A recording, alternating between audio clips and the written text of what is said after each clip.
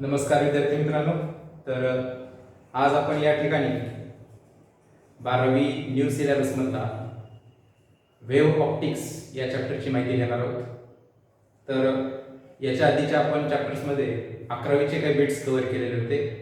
आज आपण exact wave theories आणि डिफरंट वेव्ह थेरीज याचा अभ्यास बघणार आहोत. तर सुरुवातीपासून जर आपण याच्याकडे लक्ष दिलं तर ॲरिस्टॉटल पासून वेव्हची माहिती म्हणजे लाईट सेक्शनची माहिती देण्यासाठी भरपूर थेरीज आहेत. ॲरिस्टॉटल आला, सॉक्रेटिस आला, प्लेटो आला, त्याच्यानंतर हायथन आला, त्याच्यानंतर डिकार्ट्स आला, त्याच्यानंतर न्यूटन, हायजन, आईन्स्टाईन, प्लँक थेरी आली, मॅक्सवेल थेरी आली, आईन्स्टाईन्स ड्युअल थेरी आली. म्हणजे व्हेरियस थिरीज आहेत ज्यांनी की लाईट नक्की काय आहे याचं एक्सप्लेनेशन केलेलं आहे. तर आज आपण सुरुवातीपासून जर त्याचा विचार केला तर आपल्याला बोर्डानं जे सिलेबस दिलेला आहे त्याचं थोडं एक आपण रिव्ह्यू बघून पर्टिक्युलर एका बीटला सुरुवात करणार आहोत. तर त्याच्या आधी आपण एकदा लक्ष घालू की लाईट काय आहे. तर ज्यावेळेस आपण लाईट व्हिजिबल लाईटचा विचार करतोय त्यावेळेस त्या लाईटचे नेचर आहे ट्रान्सव्हर्स इन नेचर, जी की आपण या चॅप्टरमधल्या सगळ्या फेनॉमिनॉनमध्ये बघणार आहोत. याच्या पलीकडं सूर्यापासून आपल्यापर्यंत जी लाईट पोहोचलेली आहे ती आहे electromagnetic radiation which consist of 7 different frequencies out of which one is visible light. त्या 7 पैकी एकच व्हिजिबल लाईट आहे. तर आपण या चॅप्टरमध्ये लाईट ही ट्रान्सव्हर्स नेचर आहे असं कन्सिडर करून हा पूर्ण चॅप्टर आपण बघणार आहोत. आणि दुसरी जी टर्म मी तुम्हाला आज इथं सांगणार आहे ती अशी की ज्या वेगवेगळ्या थिरीज आहेत त्या प्रत्येक थिरीजचं काहीतरी सक्सेस आहे. फक्त त्या थिरीज लाईटच्या सेव्हरल फेनॉमिनॉन्स पैकी कुठली तरी एखादी दुसरी फेनॉमिनॉन एक्सप्लेन न केल्यामुळं एकतर रिजेक्ट करण्यात आली, नाहीतर आपण त्याला डाऊन करून नेक्स्ट पुढच्या थिरीचा अभ्यास करायला चालू केला. फॉर एक्झाम्पल आता आपण कशाचा अभ्यास करतोय जर बघितलं तर आपल्या 12वी बोर्डाचा जो लास्टचा चॅप्टर आहे मॉडर्न फिजिक्स मधला, त्याच्यामध्ये आपण लास्ट बघणार आहोत आईन्स्टाईन्स थेरी किंवा आपण डी ब्रॉग्ली हायपोथेसिस, जिथे की लाईटचे ड्युअल नेचर स्टडी केलेली आपल्याला कन्सेप्ट पाहायला भेटेल. तर ती थेरी आपल्यासाठी शेवटची.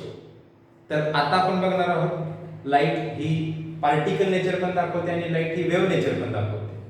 आणि या दोन्हींचं कॉम्बिनेशन आपण नेक्स्ट पुढच्या थिरीजमध्ये बघणार आहोत, जी की आपल्याला 12वीच्या एंड चॅप्टर्समध्ये पाहायला भेटणार. तर आता आपण जो पार्ट घेणार आहोत तो आहे कॉर्पस्क्युलर थेरी.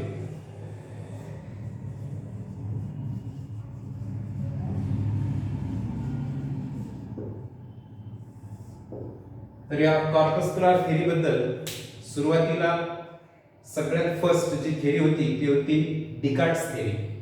त्या थेरीच्या म्हणण्यानुसार लाईट हे पार्टिकल्स आहेत आणि ते पार्टिकल्स जे लहान लहान असतात त्यांनाच कॉर्पसल्स असं म्हटलं जातं. त्याच्यावरून पुढे ती थेरी डेव्हलप झाली, दॅट इज कॉर्पस्क्युलर थेरी. परंतु त्या टर्ममध्ये किंवा त्या थेरीमध्ये असे सक्सेस पॉईंट कोणते नव्हते, त्याच्यामुळे फक्त त्या थेरीचं नाव देण्यात आले. परंतु ती थेरी ज्यावेळेस पुढं न्यूटननं अभ्यासाला घेतली त्यावेळेस न्यूटनने या पूर्ण थेरीमध्ये कॉर्पसल्स काय असतात याची माहिती देऊन आपल्याला पूर्ण थेरीचा अभ्यास दिलेला आहे. तर आपण एक एक पॉईंट त्याच्यामधले बघू. तर पहिल्यांदा आपण बघू न्यूटन्स कॉर्पस्क्युलर थेरी. तर या थेरीच्या फीचर्स मध्ये जर आपण लक्ष दिलं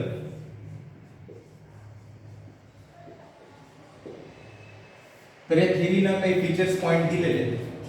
त्यापैकी एक अकॉर्डिंग टू न्यूटनच्या म्हणण्यानुसार every source of light emits large number of tiny particles called as corpuscles. प्रत्येक लाईटचा स्रोत हा लहान लहान पार्टिकल्स इमिट करतोय आणि ते जे पार्टिकल्स आहेत त्या पार्टिकल्सला टर्म केलेली आहे corpuscles which is spread in the surrounding. ते सराउंडिंग मध्ये स्प्रेड होत आहे. ज्यावेळेस एखाद्या लाईटचा सोर्स आपण ऑन करू त्यावेळेस त्याच्यापासून नंबर ऑफ पार्टिकल्स इमिट होत आहेत. त्या पार्टिकल्सला कॉर्पसल्स म्हणलं, जे की आपण सराउंडिंग मध्ये स्प्रेड झालेलं असं मानतो. हा पहिला फीचर पॉईंट होता या थेरीचा, जी की कॉर्पसल्स म्हणजे काय याच्या बाबतीत होता. दुसरी जी टर्म दिली यांनी ती अशी होती दीज कॉर्पसल्स, हे जे कॉर्पसल्स आहेत are elastic, rigid and weightless and sphere. ते आकाराने गोल असतील, रिजिड असतील, वेटलेस असतील आणि इलास्टिक असतील. ही दुसरी स्टेटमेंट या फीचर मध्ये दिलेली आहे. तिसरी जी नेचर सांगते आपण या थेरी मध्ये याचं काय आहे तर these corpuscles travels in straight line path in a homogeneous medium. According to Newton, these corpuscles also travels in straight line path, and the straight line path, this nature of light is called rectilinear propagation of light. आता लाईटला corpuscles मानून आपण हे consider केलेलं आहे. ही theory कुठं drawback मध्ये आली होती याचा जर आपण कन्सेप्ट बघितला तर तुम्हाला पुढच्या फीचर स्टुडंट ज्यावेळेस ड्रॉबॅक मध्ये जाईल त्यावेळेस तुम्हाला नक्की कळेल. तर तिसरा जो पॉइंट आहे, these corpuscles travels in straight line path in a homogeneous medium, and this nature is called rectilinear propagation, or phenomenon is called rectilinear propagation of light. That is the third point. The fourth point is, when these corpuscles enters in our eyes or falls on the retina, we get the sensation of light. हे ज्यावेळेस आपल्या डोळ्यावर येतील त्याच वेळेस आपल्याला लाईटचं sensation होईल. आणि पाचवा जो पॉइंट आहे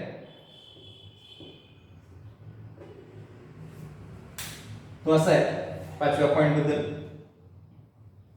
different colours of light are due to different sizes of corpuscles. कॉर्पसल्सची साईज मोठी असेल तर आपल्याला मोस्टली रेड कलर स्कॅटर होतो हे आपल्याला माहित आहे, आणि कॉर्पसल्स जर स्मॉल इन साईज असतील तर ब्ल्यू कलर स्कॅटर्स मोर हेही आपल्याला माहित आहे.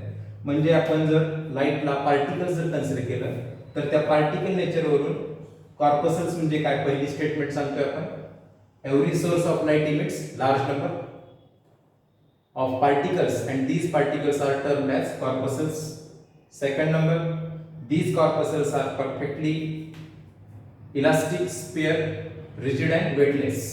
The third one is, these particles travels in straight line path in a homogeneous medium, and this phenomenon is called rectilinear propagation of light.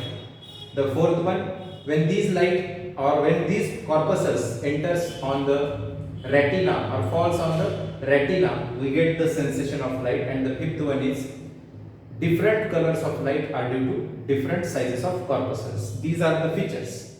Out of these features, Newton also explained reflection of light,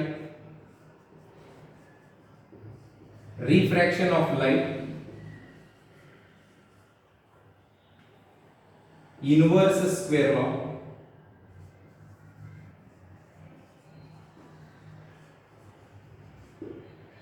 म्हणजे या थेरीनं लाईटचे काही phenomenon पण explain केले. त्याच्यामुळे लाईटचे reflection काय असते, लाईटचे रिफ्रॅक्शन काय असते, आणि लाईट इनव्हर्स स्क्वेअर लॉ ओबे सुद्धा करते याच्या बाबतीतली माहिती कॉर्पस्क्युलर थेरीनं दिली. परंतु या थेरीनं काही ड्रॉबॅक्स पॉइंट टाकले, ज्या ड्रॉबॅक्समुळेच ही थेरी आपण रिजेक्ट केली म्हणजे आपण सिलेबसमधून किंवा आपल्या अभ्यासातून त्याला कमी करून त्याच्या पुढची ॲडव्हान्स थेरी अभ्यासाला घेतली, ज्याच्यामध्ये लाईट ही कॉर्पसल्स नसून लाईट ही वेव्ह आहे. मी तुम्हाला हळूहळू नेचर सांगत जाणार आहे. बघा, लाईट कॉर्पसल्स नेचर दाखवते म्हणजे पार्टिकल नेचर दाखवते, लाईट हे वेव्ह नेचर दाखवते, लाईट हे फोटॉन नेचर दाखवते, लाईट इलेक्ट्रोमॅग्नेटिक रेडिएशन पण आहे, लाईट ड्युअल नेचर पण दाखवते. म्हणजे ऑलमोस्ट 5 वेव्ह म्हणजे 5 थिअरीज आपल्याला सिलेबसमध्ये येणार आहे.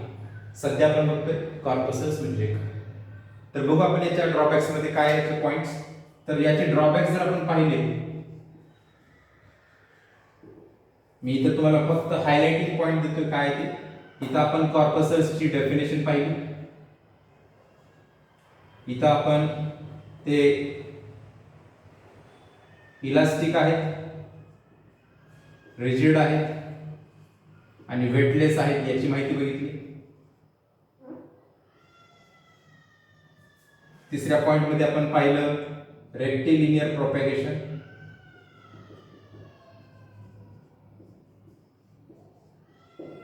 चौथ्या पॉइंट मध्ये बघितलं आपण सेन्सेशन कधी होतं लाईटचं, आणि fifth one is colours of लाईटच्या बाबतीत कन्सेप्ट. तर आता ड्रॉबॅक मध्ये आपण पहिलाच पॉइंट बघणार त्याच्या की या थेरीनं लाईटचं पार्शियल रिफ्लेक्शन आणि रिफ्रॅक्शन एक्सप्लेन केलं नाही. This theory could not explain partial reflection and refraction of light.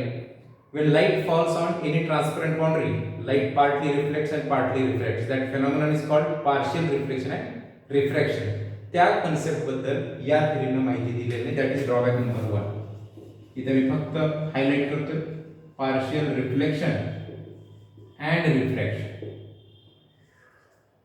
दुसरा जो ड्रॉबॅक आहे according to Newton as light are corpuscles, जर लाईट ही जर कॉर्पसल्स मानलेली असेल तर या थेरीनं वेव्ह नेचरवरून जे फेनॉमिनन एक्सप्लेन करायला पाहिजे ते केलेले नाहीये. That is interference of light, diffraction of light, polarisation etcetera. भरपूर फेनॉमिनन आहेत जे की आपण वेव्ह नेचरवरून डिफाईन करतो. हा दुसरा ड्रॉबॅक होता याचा. तिसरा मेन ड्रॉबॅक या थेरीचा, न्यूटन्स प्रिडिक्टेड, एक त्यानं भाकीत टाकलं, त्या भाकितामध्ये त्यानं असं सांगितलं, म्हणजे प्रिडिक्शन, फ्युचर काहीतरी घडणार अशी माहिती दिली होती. त्याची माहिती अशी होती की speed of light in denser is greater, that is denser medium is greater than speed of light in rarer medium. And this was wrong concept. म्हणजे एक चुकीचा कन्सेप्ट लिहिला होता की लाईटची स्पीड डेन्सर मीडियम मध्ये जास्त आहे compared to rarer, and this wrong concept was corrected by Foucault. Foucault पण शास्त्रज्ञ, त्यांनी हे थेरी चुकीचे आहे याचं करेक्शन करून दिलं आपल्याला. And the last fourth drawback, आपण सुरुवातीला सांगितलं every source of light emits large number of particles. त्यानं हा मुद्दा धरला ड्रॉबॅक मध्ये. तर जर कोणताही सोर्स जर large number of particles emit करत असतील तर त्याचं मास कमी व्हायला पाहिजे, परंतु असं कोणत्याही प्रकारे त्या सोर्सचं मास कमी झालेलं आढळलं नाही. That one is the drawback. That is as the source of light emits large number of particles there should be decrement in the mass of the light source, but ते आपल्याला पाहायला भेटेल. म्हणजे त्या ठिकाणी जी मास कमी झालेलं पाहायला पाहिजे होतं तसं काहीही घडलेलं नाही. तर हा चौथा पॉइंट आहे, दॅट इज डिक्रीज इन मास. हे या ठिकाणी आढळून आलेले. तर या एका म्हणजे या पूर्ण थेरीमध्ये आपण फीचर्स बघतोय, ड्रॉबॅक्स बघतोय आणि काही ठराविक पॉइंट्स बघतोय. तर हे पर्टिक्युलर बीट आहे याच्यातलं जे की आपल्याला वेव्ह थेरीची सुरुवात म्हणून दिलेलं आहे, ज्याच्यामध्ये आपण लाईट कॉर्पसल्स मानले. परंतु आपल्याला आता हे माहित आहे की लाईट हे कॉर्पस्क्युलर थेरी ही प्रिव्हियस अँशियंट थेरी आपल्यासाठी. आपण आज बघणार आहोत की लाईट वेव्ह थेरी दाखवते, आणि त्या वेव्ह थेरीचा जो पहिला आपण सायंटिस्ट बघणार आहोत तो आहे हायजन. त्या हायजन्स थेरीचा आपण अभ्यास पुढच्या लेक्चरमध्ये घेऊ. आता सध्या आपण या लेक्चरमध्ये शिकलं ते जर तुम्हाला आवडलेलं असेल तर हा व्हिडिओ नक्की लाईक करा आणि हा चॅनल नक्की सबस्क्राईब करा. धन्यवाद.